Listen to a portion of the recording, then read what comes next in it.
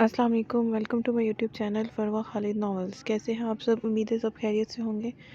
میں حاضر ہوئی ہوں ناول غربت ہجر میں عشق از قلم فروہ خالد قسط نمبر 11 کے ساتھ۔ ناول شروع کرنے سے پہلے میرے چینل کو لائک کر دیں، سبسکرائب کر دیں اور شیئر کرنا نہ بھولیں۔ تو شروع کرتے ہیں ناول کی 11ویں قسط۔ میرال عالم کو اپنی زندگی میں شامل کر کے مجھے ایسی فیلنگز کیوں آ رہی ہیں کہ وہ تم جیسے بگڑے انسان کو بہت جلد سنوارنے والی ہے۔ اسامہ آج اس سوال کے لیے دل سے خوش تھا۔ ایسا کچھ نہیں ہے، مجھے سنوارنا ناممکن ہے، وہ زیادہ دیر تک میرے ساتھ نہیں ٹک پائے گی۔ کسی قسم کی غلط فہمی پالنے کی ضرورت نہیں ہے۔ یسوال نے اس کی بات کا خود ہی مذاق اڑایا تھا، جس کے جواب میں اسامہ کچھ نہیں بول پایا تھا، کیونکہ اس کے سامنے کھڑا شخص کے آج تک ہوا بھی تو ایسے ہی تھا۔ اس کا کوئی بھی قریبی رشتہ زیادہ دیر اس کے پاس ٹک نہیں پایا تھا، پھر بھلا وہ کیسے اعتبار کر پاتا؟ وہ دونوں وہاں کھڑے تھے جب اس کا پی اے اندر آنے کی اجازت طلب کرتا۔ یسوال کے سامنے ٹیبل پر انویلپ میں مقید کانٹریکٹ پیپرز رکھ گیا تھا۔ جو بھی کرنا سوچ سمجھ کر کرنا، وہ لڑکی تمہاری زندگی میں آئی باقی لڑکیوں سے بہت مختلف ہے۔ آج تک جب بھی کوئی لڑکی یسوال کے قریب آئی تھی تو اسامہ کو یسوال کے لیے فکر ہوئی تھی، کیونکہ اس کی زندگی میں آج تک ساری مطلبی لڑکیاں ہی آئی تھیں، مگر آج پہلی بار اسامہ کو میرال کی فکر ہوئی تھی۔ یسوال خان آفریدی اندر سے جس قدر پتھر دل اور بے حس ہو چکا تھا، میرال کے لیے مشکل ہونے والی تھی۔ تمہیں تو یہ بھی لگتا تھا کہ فائقہ بھی مجھ سے سچی محبت کرتی ہے۔ یسوال نے اسامہ کی بات کے جواب میں اس پر طنز کیا تھا، جس طنز کا اسامہ کے پاس کوئی جواب نہیں تھا۔ میرال عالم اگر خود برباد ہونے میرے پاس آنا چاہتی ہے تو میں کیا کر سکتا ہوں؟ یسوال پھر سے سگریٹ سلگھا چکا تھا۔ اسے جب بھی غصہ آتا تھا وہ سگریٹ پینے لگ جاتا تھا۔ جب اسی لمحے دروازہ ناک کرتے میرال اندر داخل ہوئی تھی۔ اسے اندر آتا دیکھ یسوال نے فوراً سگریٹ ایش ٹرے میں مسل دیا تھا۔ اس کی یہ حرکت اتنی بے اختیاری میں سرزد کی گئی تھی کہ اسامہ کے ساتھ ساتھ یسوال خود بھی حیران رہ گیا تھا۔ کیا اس لڑکی کی اتنی فکر تھی؟ یسوال کے دل نے اس سے سوال کیا تھا، جس کے جواب میں ہر طرف خاموشی چھا گئی تھی۔ اسے سگریٹ کے دھوئیں سے الرجی ہے، یسوال نے اسامہ کے گھرنے پر جواب دیا تھا۔ اس کا جواب سن اسامہ خنک ہوتی صورت لیے خاموشی سے وہاں سے نکل گیا تھا۔ میرال چلتی ہوئی اس کے قریب آئی تھی۔ بیٹھو۔ یسوال نے اسے اپنے سامنے رکھی کرسی پر بیٹھنے کا اشارہ کیا تھا۔ میرال خاموشی سے بیٹھ گئی تھی۔ وہ گھبرائی ہوئی تھی، اسے لگا تھا کہ یسوال اس کے بارے میں پوچھے گا، شاید خفی کا اظہار بھی کرے، مگر ایسا کچھ نہیں ہوا تھا۔ یسوال نے سامنے رکھے کانٹریکٹ پیپرز میرال کی جانب بڑھا دیے تھے۔ وہ کرسی سے ٹیک لگائے اسے تکے جا رہا تھا۔ میرال نے وہ کانٹریکٹ اوپن کرتے جیسے ہی وہاں لکھی شرائط پڑھیں، اس نے سوالیہ نگاہوں سے یسوال کی جانب دیکھا تھا۔ وہ اس کے ساتھ 5 سال کا کانٹریکٹ کر رہا تھا، مگر ان 5 سال کے دورانیے میں یسوال جب چاہے اسے اس جاب سے نکال سکتا تھا۔ جاب سے نکالنے کے ساتھ ساتھ وہ اسے اپنا ہر رشتہ بھی ختم کر دے گا، یعنی کہ اسے طلاق دے دے۔ یہ بھی یسوال کی مرضی ہوگی، اور وہ اس کی یہ شرط قبول کر کے اس جاب کے دورانیے میں اس کی ہر بات ماننے کی پابند تھی۔ میرال کی آنکھوں سے آنسو پھیل کر گرے تھے، جو سامنے بیٹھے یسوال کو بے چینی کا شکار کر گئے تھے۔ رو کیوں رہی ہو؟ یسوال نے ٹیشو باکس اٹھا کر اس کی جانب بڑھایا تھا۔ نہیں، میں نہیں رو رہی، آنکھ میں کچھ چلا گیا تھا۔ میرال نے اس کے بڑھائے ٹیشو پیپر لینے سے انکار کرتے پین اٹھاتے اس کانٹریکٹ پیپر پر سائن کر دیے تھے۔ اگر اس نے اس بے حس انسان کے ساتھ رہنے کا فیصلہ کر لیا تھا تو اسے اتنا ہی مضبوط بھی بننا تھا۔ اس سے پیپرز تھامتے یسوال اپنی جگہ سے اٹھا تھا۔ سر، کیا میں اب جا سکتی ہوں؟ میرال نے اس کی جانب دیکھا تھا۔ نہیں، تم نے شاید کانٹریکٹ پیپر ٹھیک سے پڑھا نہیں ہے۔ تمہاری جاب آج سے سٹارٹ ہو چکی ہے اور تمہیں آج رات میرے ساتھ ایک پارٹی میں شرکت کرنی ہے۔ یسوال اس لڑکی کو آزما رہا تھا، وہ اسے اتنا زج کر دینا چاہتا تھا کہ وہ خود ہی اسے چھوڑ کر چلی جائے۔ اس نے یسوال کو جو اچھا انسان بنانے کی ٹھان رکھی تھی وہ اپنے اسی ارادے میں ناکام ہو جائے۔ میرال کی طبیعت ٹھیک نہیں تھی، یسوال کو لگا تھا وہ اس کے پہلے آرڈر سے ہی انکار کر دے گی، مگر میرال یہی تو کرنا نہیں چاہتی تھی، اس لیے وہ اس کے ساتھ جانے پر حامی بھر گئی تھی۔ اس کا پورا وجود اس وقت بھی بخار میں تپ رہا تھا، اسی وجہ سے اس پر غنودگی سی طاری ہوتی اسے اپنے حلیے کا بھی ہوش بھلا گئی تھی۔ اس نے اٹھنے کی کوشش کی تھی تاکہ چینج کرے، مگر اس کا پورا وجود اس بری طرح سے درد کر رہا تھا کہ اس سے ہلا بھی نہیں گیا تھا۔ اس لمحے اسے شدت سے اپنوں کی یاد آئی تھی، جو اس کی ذرا سی تکلیف اس کے گرد جمع ہو جاتے تھے، اسے کبھی تنہا نہیں چھوڑتے تھے، اور وہ اس وقت وہ بخار میں تپتی اکیلی پڑی تھی۔ اس کی آنکھوں سے آنسو گر کر گال پر ایک جانب لڑھک گیا تھا۔ اسے ویسے بھی بے سود پڑے نہ جانے کتنا ٹائم گزر گیا تھا جب امان نے بیڈ روم میں قدم رکھا تھا۔ اسے یہی لگا تھا کہ سومل سو گئی ہوگی، مگر اندر آ کر سومل کی حالت دیکھ وہ جلدی سے اس کی جانب بڑھا تھا۔ جو بھی تھا، مگر یہ لڑکی فی الحال اس کے لیے بہت زیادہ قیمتی تھی۔ سومل! امان نے کچھ فاصلے پر کھڑے ہوتے اسے پکارا تھا۔ سومل نے اس لمحے جو ڈریس پہنا ہوا تھا، اس کا پچھلا گلا کافی گہرا تھا، جس پر ہلکی سی ڈوری باندھی گئی تھی۔ یہ لہنگا اسی نے پسند کیا تھا، مگر اسے اندازہ بالکل بھی نہیں تھا کہ یہ اسی کے لیے آزمائش بن جائے گا۔ اسے گلے سے جھانکتی دودھیا کمر اس وقت امان کی نگاہوں کے عین سامنے تھی۔ اس نے بالوں میں چٹیا کے بل ڈال کر اسے تکیے پر پھینک رکھا تھا۔ امان اس کا حلیہ دیکھ اس کے قریب نہیں جانا چاہتا تھا، مگر اسے آگے بڑھنا پڑا۔ سومل اسے کندھوں سے تھام کر سیدھا کرتے امان نے اس کا گال تھپتھپایا تھا۔ اسے چھوتے امان کو ایسا محسوس ہوا تھا جیسے اس نے دہکتے کولوں کو تھام لیا ہو۔ امان کے چہرے پر تشویر کے آثار نمایاں ہوئے تھے۔ سومل آنکھیں کھولو۔ وہ اس دھیرے سے اس کے گالوں کو چھوتا اسے اٹھانے کی کوشش کر رہا تھا، مگر شدید بخار اور غنودگی کی وجہ سے سومل اپنی آنکھیں نہیں کھول پا رہی تھی۔ امان شرازی کو اس طرح کسی کو سنبھالنے کا کوئی تجربہ نہیں تھا۔ وہ ہمیشہ تنہا رہا تھا، اسے کسی کا خیال رکھنا نہیں آتا تھا۔ اسے بخار کی یا طبیعت خرابی کی تو اس کے کبھی پرواہ ہی کی نہیں تھی۔ وہ شدید بخار میں بھی اپنا مطلوبہ کام سر انجام دیتا رہتا تھا، مگر اس نازک جان کو بخار سے نڈھال ہوتا دیکھ امان شرازی کی پیشانی پر شکنیں نمودار ہوئی تھیں۔ سومل کو اس نے بالکل اپنی گود میں لے رکھا تھا۔ وہ اس کی گود میں سمائی اس کے سینے پر سر ٹکائے ہوئے تھی۔ غنودگی کے زیر اثر وہ نہیں دیکھ پا رہی تھی کہ اس وقت وہ اس شخص کے کس قدر قریب تھی، جسے آج دوپہر تک وہ مرنے کی بددعائیں دے رہی تھی۔ سومل کو ویسے ہی اپنے حصار میں لیے امان نے اپنی پاکٹ سے موبائل نکالتے اپنی زندگی کے واحد انسان کا نمبر ڈائل کیا تھا، جس سے کبھی کبھی وہ اپنے اندر کا غبار شیئر کر لیا کرتا تھا۔ شاید انہی کے مفید مشوروں کی وجہ سے وہ ابھی تک امان شرازی سے جنگلی درندے میں تبدیل نہیں ہو پایا تھا۔ ارے آج بڑے بڑے لوگوں کو ہماری یاد کیسے آ گئی؟ وہ بہت ٹائم بعد انہیں کال کر رہا تھا، جس کی وجہ سے انہوں نے طنزیہ لہجہ اختیار کیا تھا۔ آمنہ خالہ پلیز، یہ شکوہ شکایت بعد میں کیجیے گا، ابھی میرا ایک مسئلہ حل کریں۔ امان نے اپنی پیشانی رگڑتے اپنی پریشانی کا اظہار کیا تھا۔ کیا؟ امان شرازی بھی کسی مسئلے کو لے کر پریشان ہو سکتا ہے؟ جس نے خان حویلی کو آگے لگا رکھا ہے، اسے بھلا میری مدد کی ضرورت کیسے پڑ سکتی ہے؟ آمنہ بیگم مسلسل اسے چھیڑنے کے موڈ میں تھی۔ اس نے آج بہت دنوں بعد انہیں کال کی تھی۔ آمنہ بیگم کو اس کے سارے کارنامے پتہ تھے، سوائے ابھی کیے گئے سومل کے اغوا اور نکاح کے۔ خان حویلی والوں کا ہی مسئلہ ہے یہ۔ امان نے آمنہ بیگم کو اپنا کارنامہ کہہ سنایا تھا، جو سنتے آمنہ بیگم اپنا سر پکڑ کر بیٹھ گئی تھیں۔ ان کے یہ دونوں بھانجے انہیں آج کل جو جھٹکوں پر جھٹکے دے رہے تھے، انہیں اس وقت اپنا دماغ معاف ہوتا محسوس ہوا تھا۔ یہ کیا حرکت تھی امان؟ اس بیچاری بچی نے تمہارا کیا بگاڑا ہے؟ اسے کیوں تکلیف دے رہے ہو؟ آمنہ بیگم جانتی تھیں کہ وہ ان کی بات کبھی بھی نہیں مانے گا، پھر بھی اپنی طرف سے ایک کوشش کرتے بولی تھیں۔ وہ میری منگ تھی خالہ جانی، اسے میرے پاس ہی آنا تھا۔ میں نے کچھ غلط نہیں کیا، بس اپنی امانت کو حویلی والوں سے چھینا ہے۔ امان شرازی کے لیے وہ ہمیشہ اپنی جگہ پر ٹھیک ہوتا تھا۔ وہ ایک جیتی جاگتی انسان ہے، جسے اپنی مرضی کے مطابق زندگی گزارنے کا حق ہے۔ کوئی بے جان شے نہیں کہ تم اس کے سامنے اس ساتھ ایسا سلوک کرو گے۔ آمنہ بیگم نے اسے احساس دلانا چاہا تھا۔ امان کی نگاہیں اس وقت اپنے سینے سے لگی بخار میں تپتی لڑکی پر تھیں، جس پر وہ اپنا حق مان کر اتنے دنوں سے اسے اچھا خاصا ڈسٹرب کر رکھا تھا۔ آپ کو ہمیشہ میں غلط ہی لگتا ہوں خالہ جانی، مگر میں اب تک وہی کرتا آیا ہوں جو میرے دل نے چاہا ہے، اور میں آگے بھی یہی کروں گا۔ امان شرازی کسی کی سن لے ناممکن بات تھی۔ آمنہ بیگم کو اپنے دونوں بھانجے یسوال اور امان ایک جیسے ہی ضدی لگتے تھے، جو کبھی کسی کی نہیں سنتے تھے، ہمیشہ وہی کرتے تھے جو انہیں چاہیے ہوتا تھا۔ پہلے تو سب ٹھیک تھا، مگر اب ان دونوں کے ساتھ ایک زندگی اور بھی جڑ چکی تھی، جس کے لیے ان کے بگڑے نوابزادوں کو جھیلنا آسان نہیں ہونے والا تھا۔ عباس خان آفریدی کی پہلی بیوی اور یسوال خان آفریدی کی مدر سجیلہ بیگم آمنہ بیگم کی سگی بہن تھیں، اور امان شرازی کی والدہ فرحانہ بیگم بھی سجیلہ بیگم کی جڑواں اور آمنہ بیگم کی بڑی بہن تھیں۔ فرحانہ بیگم کی شادی عباس آفریدی کے پھپھو زاد کزن حاتم شرازی سے ہوئی تھی، جو خاندانی معیار کے اعتبار سے تو خان حویلی والوں کے برابر ہی تھے، مگر معاشی لحاظ سے ان سے تھوڑا کم ہی تھے، جس کی وجہ سے حاتم شرازی کو اکثر بہت ساری باتوں میں عباس آفریدی کے آگے سر جھکانا پڑتا تھا۔ عباس آفریدی کو اپنی دولت کا بہت زیادہ گھمنڈ تھا، جس کی وجہ سے وہ کبھی بھی حاتم شرازی کو نیچا دکھانے سے باز نہیں آتے تھے۔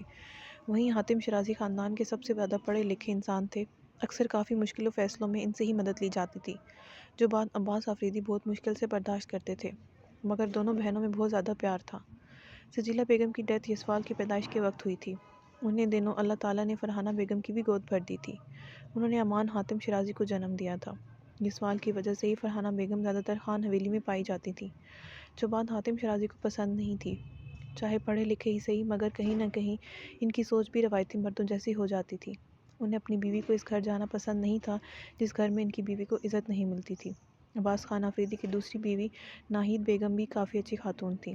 انہوں نے عباس خان آفریدی کو 4 بیٹوں اور بیٹی کی نعمت سے نوازا تھا۔ عباس خان کے والد نے عباس خان اور حاتم شیرازی کے آپس کے اختلاف کو دیکھتے انہیں جوڑے رکھنے کے لیے حاتم شیرازی کے اکلوتے بیٹے امان شیرازی کی نسبت عباس آفریدی کی بیٹی سومل آفریدی سے طے کر دی تھی، جس پر نہ عباس خان خوش تھے اور نہ ہی حاتم شیرازی، مگر ان دونوں کے احتجاج کو نہیں سنا گیا تھا۔ حاتم شیرازی اس وقت خاندان کے ہی نہیں بلکہ پورے قبیلے کے سب سے زیادہ پڑھے لکھے انسان تھے۔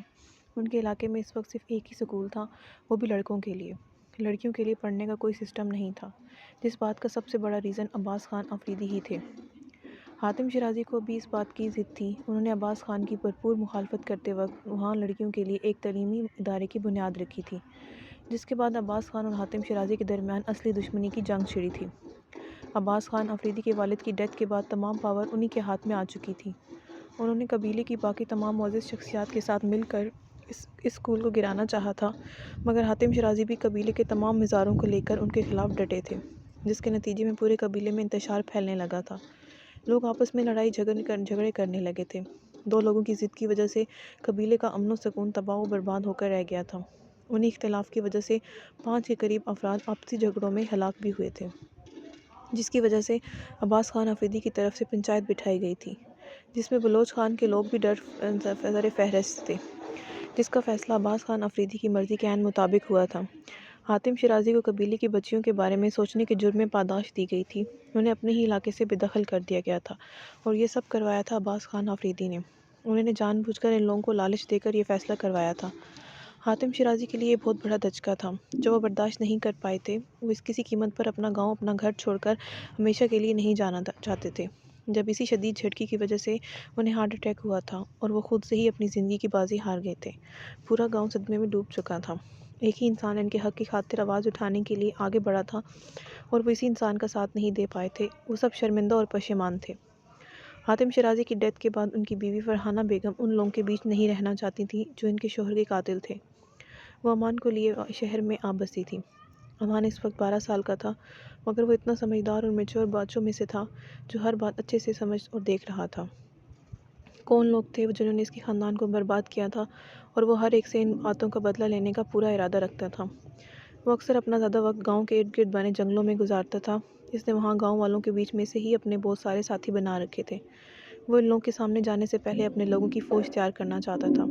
اس نے ابروڈ سے تعلیم حاصل کی تھی، مگر اس کے دماغ میں بس یہی رہا تھا کہ اس نے نصیر آباد جا کر وہاں بننے بیٹھے خداؤں کو ان کی اوقات دکھانی ہے، ان سب کو ایسا منہ کے بل گرانا ہے کہ دوبارہ یہ غرور نہ دکھا سکیں، اور ایسا ہی کرنے کے لیے واپس لوٹ آیا تھا اور آتے ہی خان حویلی اور بلوچ حویلی کو ہلا کر رکھ دیا تھا۔ وہاں کے لوگ جو اب تک اس بات پر پچھتا رہے تھے کہ حاتم شیرازی کا ساتھ نہ دے کر انہوں نے خود کو اور اپنے خاندان کو ہمیشہ ہمیشہ کے لیے ان قبیلے والوں کی غلامی کے اندھے کنویں میں دھکیل دیا تھا، امان شیرازی کو واپس لوٹتا اور اپنے باپ سے کئی زیادہ مضبوط دیکھ وہ سب لوگ بہت زیادہ خوش تھے۔ آہستہ آہستہ امان شیرازی ان لوگوں کے بیچ اپنے قدم مضبوط کر رہا تھا۔ عباس خان آفریدی کو کمزور کرنے کے لیے اور اپنی دہشت بٹھانے کے لیے اس نے سب سے پہلے خان حویلی کی سب سے بڑی کمزوری سومل خان آفریدی پر حملہ کیا تھا۔ دونوں خاندانوں کو سومل کے حوالے سے پریشانی میں الجھا کر وہ گاؤں والوں کو اپنے ساتھ ملا رہا تھا۔ وہ ان دونوں خاندانوں کو صرف دھمکی ہی نہیں دے رہا تھا۔ سومل خان آفریدی اس کے نام کی منگ تھی، جس سے کوئی دلی لگاؤ نہ رکھتے ہوئے بھی اسے کسی اور کے نام لگتے دیکھنا امان شیرازی کی غیرت کو بالکل بھی گوارا نہیں تھا۔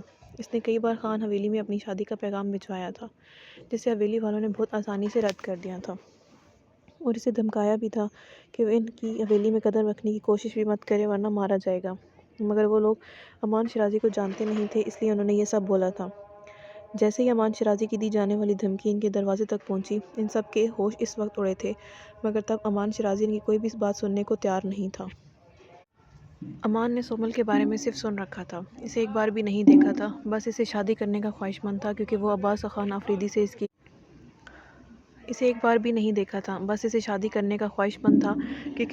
خان آفریدی سے اس کی سب سے زیادہ پیاری چیز کو چھیننا چاہتا تھا، جیسے عباس خان آفریدی نے اس سے اس کے باپ کی شفقت چھینی تھی۔ وہ عباس خان آفریدی سے منسلک ہر شے سے نفرت کرتا تھا، اس لیے سومل خان آفریدی کے لیے بھی اس کے دل میں ایسے ہی جذبات تھے۔ سومل سے پہلی ملاقات کے بعد بھی وہ اس کی خوبصورتی اور نزاکت سے بہت زیادہ افیکٹ ہوا تھا، مگر اپنے دل کو مضبوط کر گیا تھا، لیکن نکاح کے بعد وہ سب قائم رکھ پانا اس کے لیے بہت مشکل ہو رہا تھا۔ نہ جانے کیوں جس لڑکی کے لیے دل میں کوئی جذبات نہیں تھے، دل بار بار اسی کی جانب ہمک رہا تھا، اس کے بارے میں نرم پڑنے لگا تھا، جو کہ امان شرازی کبھی نہیں ہونے دینا چاہتا تھا۔ وہ جانتا تھا کہ یہ لڑکی اس سے نفرت کرتی ہے اور ان دونوں کے راستے کبھی ایک نہیں ہو سکتے، اس لیے وہ اپنے دل کا کوئی نقصان نہیں کروانا چاہتا تھا۔ وہ ایک جیتی جاگتی انسان ہے جسے اپنی مرضی کے مطابق زندگی گزارنے کا حق ہے، کوئی بے جان شے نہیں کہ تم اس کے ساتھ ایسا سلوک کرو گے۔ آمنہ بیگم نے اسے احساس دلانا چاہا تھا۔ آمنہ بیگم امان کی نگاہیں اس کے سینے سے لگی بخار میں تپتی لڑکی پر تھیں، جس پر وہ حق مان کر اتنے دنوں سے اسے اچھا خاصا ڈسٹرب کر رکھا تھا۔ آپ کو ہمیشہ میں غلط ہی لگتا ہوں خالہ جانی، مگر میں اب تک وہی کرتا آیا ہوں جو میرے دل نے چاہا ہے، اور ابھی میں آگے بھی یہی کروں گا۔ امان شرازی کسی کی سن لے ناممکن بات تھی۔ اگر تم نے قسم کھا رکھی ہے کہ کبھی کسی کی نصیحت نہیں لو گے اور نہ ہی میری کوئی بات مانو گے تو پھر اس وقت مجھے کال کس لیے کی؟ یہ خبر دے کر میرا خون جلانے کے لیے؟ آمنہ بیگم اچھا خاصا تپ چکی تھیں۔ ان کے دونوں بھانجوں نے ان کا دماغ خراب کر کے رکھا ہوا تھا۔ نہیں، جس کے لیے آپ کے اندر اتنی ہمدردی جاگ رہی ہے اسے اس وقت بہت سخت بخار ہے۔ مجھے کوئی آئیڈیا نہیں ہے اس سچویشن میں کیا کیا جاتا ہے۔ امان شرازی کی بات پر آمنہ بیگم نے اپنا سر پکڑ لیا تھا۔ انہیں سومل پر ترس آیا تھا۔ جو نازک سی لڑکی بہت غلط انسان کے ساتھ پھنس چکی تھی۔ مجھے اپنی لوکیشن بتاؤ، میں آتی ہوں وہاں۔ آمنہ بیگم بہت اچھے سے واقف تھی اس سے کہ وہ اتنا کیئرنگ انسان نہیں تھا، سومل کا ٹھیک سے خیال نہ رکھ پاتا۔ آپ جانتی ہیں میں آپ کو اپنی لوکیشن کبھی نہیں بتاؤں گا۔ امان شرازی اپنے سوا کسی پر بھروسہ نہیں کرتا۔ آپ جو مجھے بتا رہی ہیں کہ مجھے کیا کرنا ہے یا میں اپنے طریقے سے کچھ کروں؟ امان نے سرد لہجے میں انہیں دھمکی دی تھی۔ بالکل سینے سے لگے ہونے کی وجہ سے وہ محسوس کر پا رہا تھا کہ سومل کے وجود میں حرارت بڑھ رہی ہے۔ اس کی بات پر آمنہ بیگم نے افسوس میں سر ہلا کر رہ گئی تھی، مگر وہ بہت اچھے سے جانتی تھی کہ امان ایسا ہی تھا۔ اس نے جو طرح اپنی زندگی گزاری تھی، اس کی شخصیت میں کچھ ایسے خلا باقی رہ گئے تھے جنہیں آج تک کوئی بھی بھرپور نہیں کر پایا تھا۔ اسے دوا اور پانی کی پٹیاں رکھنے کی ہدایت کرتی وہ فون بند کر گئی تھی۔ امان نے فون رکھتے غور سے اپنے سینے سے لگی سومل کو دیکھا تھا۔ بخار کی شدت سے وہ بالکل لال پڑ چکی تھی۔ اس کی گھنیری پلکیں اس وقت آرزوؤں پر سایہ فگن تھیں۔ اس نے ایک ہاتھ جس سے امان شرازی کا گریبان جکڑا تھا وہ اب بھی ادھر ہی لٹک رہا تھا۔ وہ بے ہوش نہیں ہوئی تھی، بس غنودگی میں تھی۔ امان نے اسے اپنی مضبوط باہوں میں بھرتے بیڈ پر لٹانا چاہا تھا، مگر سومل شاید اکیلے ہونے سے ڈر رہی تھی۔ وہ اس وقت غنودگی کے زیر اثر واپس اسی انسان کے قریب ہونے جا رہی تھی جو اسے اس کے گھر والوں سے چھیننے کا سبب بنا تھا۔ مجھے میرے گھر جانا ہے، وہ اس کا کالر دبوچے زیر لب بڑبڑائی تھی۔ اس کی آنکھوں سے آنسو ٹوٹ کر گرے تھے۔ کبھی کسی پر ترس نہ کھانے والا امان شرازی کے دل کے اندر کچھ انوکھا سا احساس پیدا ہوا تھا۔ تم اپنے گھر میں ہی ہو، اس کے کان میں سرگوشی نما لہجے میں کہتے وہ اس کی گرفت سے اپنا گریبان آزاد کرواتا وہاں سے ہٹ گیا تھا۔ رات کا دوسرا پہر چل رہا تھا۔ اس وقت ویسے ہی ملازمین اپنے کوارٹر میں چلے جایا کرتے تھے، اس لیے امان شرازی خود اٹھ کر کچن میں گیا تھا۔ وہاں سے باؤل میں ٹھنڈا پانی لیتے اور ایک جانب بنے ریک سے صاف پٹیاں اٹھاتا وہ واپس روم کی جانب بڑھا تھا۔ سومل خان افریدی کو نفرت کے زیر اثر اس کی حویلی سے اٹھا کر لانے والا امان شرازی اس وقت اسی کی تیمارداری کر رہا تھا۔ وہ خود بھی نہیں جانتا تھا کہ اچانک سے اس لڑکی کے لیے اس کے دل میں نرم گوشہ کیسے پیدا ہو گیا تھا۔ نہیں، وہ بھی بیمار ہے، اس لیے میں یہ سب انسانیت کے ناطے کر رہا ہوں، ورنہ اس لڑکی کی میرے نزدیک کوئی اہمیت نہیں ہے۔ امان شرازی نے اپنے اندر سے اٹھتی آواز کو سختی سے رد کرتے کہا تھا۔ وہ کبھی بھی اس لڑکی کے لیے نہیں پگھلنا چاہتا تھا۔ وہ کبھی بھی گری پری لڑکی سے محبت کر سکتا تھا، مگر سومل خان آفریدی سے کبھی نہیں۔ امان روم میں داخل ہوتے اس کے قریب آیا تھا۔ وہ اسے جس طرح چھوڑ کر گیا تھا وہ ابھی بھی ویسے ہی بے سود پڑی تھی۔ اٹھو اور میڈیسن لو۔ اسے تھام کر سیدھا کرتے امان نے اس کی جانب میڈیسن بڑھائی تھی۔ جب سیدھا ہو کر بیٹھتے سومل ایک بار پھر سے اس کے کندھے پر سر ٹکا گئی تھی۔ اس کی نرم گرم سانسیں اور ہونٹوں کا لمس محسوس کرتے امان نے سختی سے اپنے ہونٹوں کو میچ لیا تھا۔ وہ آج تک ہمیشہ ہر چھوٹے سے چھوٹے کام بھی پوری پلاننگ سے کرنے کا عادی تھا اور ہمیشہ اپنی پلاننگ میں کامیاب بھی رہا تھا، مگر آج پہلی بار اس کے ساتھ بغیر پلاننگ کے کچھ ہو رہا تھا جس سے وہ خود بھی اچھا خاصا ڈسٹرب ہو چکا تھا، مگر پھر بھی وہ اس لڑکی کو بے یار و مددگار چھوڑ کر اس کے پاس سے نہیں اٹھنا چاہتا تھا۔ ایسا کیوں تھا وہ یہ بھی سمجھ پانے سے قاصر تھا۔ مجھے میڈیسن نہیں لینی، یہ بہت کڑوی ہوتی ہے۔ سومل منہ بسورتے ایک بار پھر سے اس کی کالر کو اپنی مٹھی میں جکڑتے اپنا چہرہ اس کی گردن میں امان نے اپنی مٹھیاں بھینچ لی تھیں۔ جو لڑکی ہوش میں اسے اپنے قریب نہیں بھٹکنے دے رہی تھی وہ اس وقت شدید بخار کے زیر اثر اس سے دور ہونے کا بھی تیار نہیں تھی۔ آپ کو میڈیسن لینی ہوگی سومل خان آفریدی، ورنہ جو حرکتیں آپ کر رہی ہیں صبح آپ کو ہی اس پر پچھتانا پڑے گا۔ اس کے قریب جھک کر گمبھیر بھاری لہجے میں سرگوشی کرتے امان شرازی اس کی 14 طبق روشن کر گیا تھا۔ اس کی دھمکی میں کچھ تو ایسا چھپا تھا کہ سومل خان آفریدی اپنے حواسوں میں نہ ہوتے ہوئے بھی اس کا مفہوم سمجھتی کام گئی تھی۔ اس نے اپنی بوجھل ہوتی آنکھوں کو بمشکل کھولتے امان شرازی کی جانب دیکھا تھا۔ ناول جاری ہے۔